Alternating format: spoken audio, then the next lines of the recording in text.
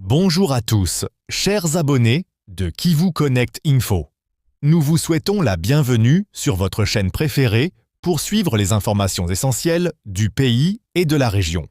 Aujourd'hui, le 9 mars 2026, nous vous présentons un reportage détaillé et analytique sur la situation en République démocratique du Congo, RDC.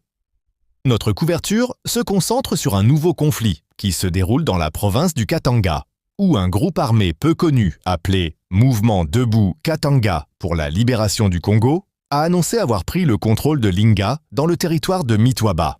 Dans cette analyse, nous examinerons comment la FARDC et le M23 poursuivent les affrontements, les répercussions sur les populations, les mesures de sécurité et l'implication des femmes dans la construction d'une paix durable.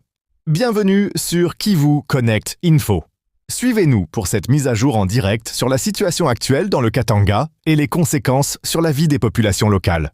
Le 9 mars 2026, des informations fiables indiquent que le groupe armé Mouvement Debout Katanga pour la libération du Congo a pris le contrôle de Linga dans le territoire de Mitwaba, affirmant agir contre une gouvernance qui néglige les intérêts des populations.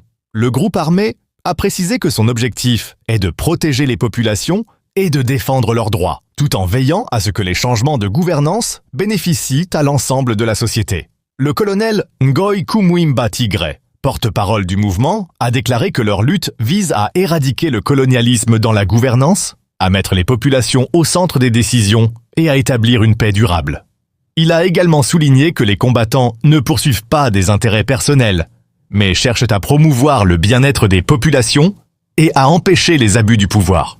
Du côté des autorités, le gouvernement congolais a indiqué qu'une situation de calme précaire règne dans la province du Katanga, tandis que la FARDC a été déployée pour sécuriser la région et prévenir toute action militaire perturbatrice. Les habitants de Linga et des environs ont exprimé leurs inquiétudes face aux combats continus, aux frappes de drones et à l'incertitude quant à la stabilité de la région. Les affrontements entre la FARDC et le M23 se poursuivent dans plusieurs provinces, notamment dans le nord Kivu et l'est du Kivu, provoquant la fuite de nombreux civils et une demande accrue d'informations fiables sur la sécurité. Les attaques de drones et autres opérations militaires ont eu un impact direct sur la vie quotidienne, perturbant le commerce, l'agriculture et affectant gravement les enfants et les familles vulnérables. Sur le plan politique, des débats importants ont lieu concernant la réforme de la Constitution, notamment en ce qui concerne la durée du mandat présidentiel et la mise en œuvre de la décentralisation. Certains dirigeants estiment que ces réformes sont nécessaires pour assurer une gouvernance efficace, tandis que d'autres craignent qu'elles n'entraînent une instabilité et des décisions contraires aux intérêts du peuple.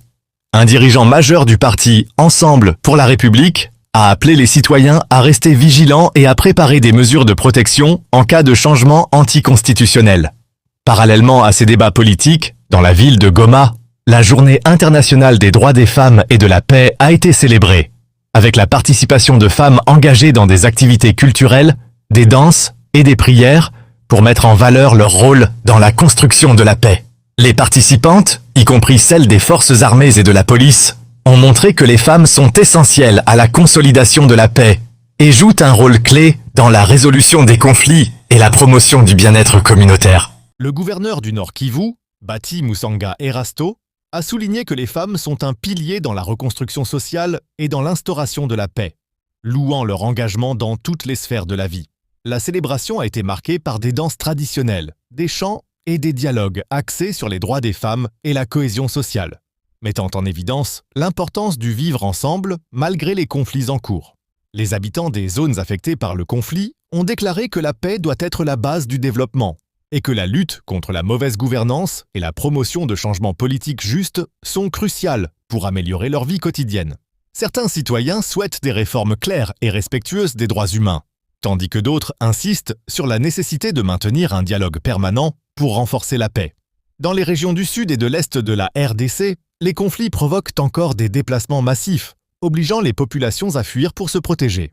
Pour une paix durable, il est essentiel que toutes les parties prenantes collaborent et que les populations locales aient une voix active dans les négociations. Globalement, ce nouveau conflit et les tensions politiques ont un impact profond sur la vie et la gouvernance. Et la paix demeure l'objectif principal pour la majorité des citoyens congolais. Merci de suivre cette analyse détaillée sur Kivu Connect Info. Aujourd'hui, nous avons couvert la situation dans le Katanga, le rôle du mouvement Debout Katanga, les affrontements entre FARDC et M23, la politique, la vie des populations et l'implication des femmes dans la consolidation de la paix. La paix et l'unité restent des objectifs essentiels, pas seulement pour le gouvernement, mais pour le respect des droits de tous les citoyens. Bienvenue sur la chaîne Kivu Connect Info. Ne manquez pas nos prochaines mises à jour et reportages analytiques. Nous sommes avec vous pour suivre la vérité et la paix en RDC et en Afrique.